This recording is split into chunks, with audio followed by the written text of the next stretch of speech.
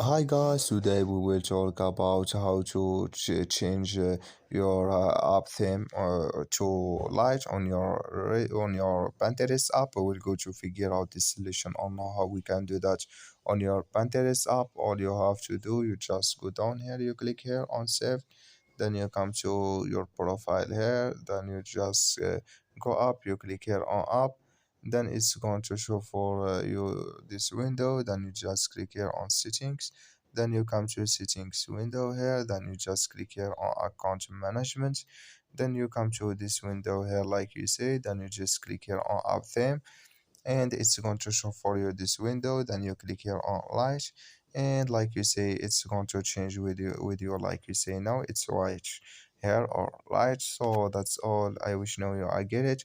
Just follow this ways and it's going to work with you. Thank you for your watching. Don't forget to support us by like and subscribe, and see you in next video.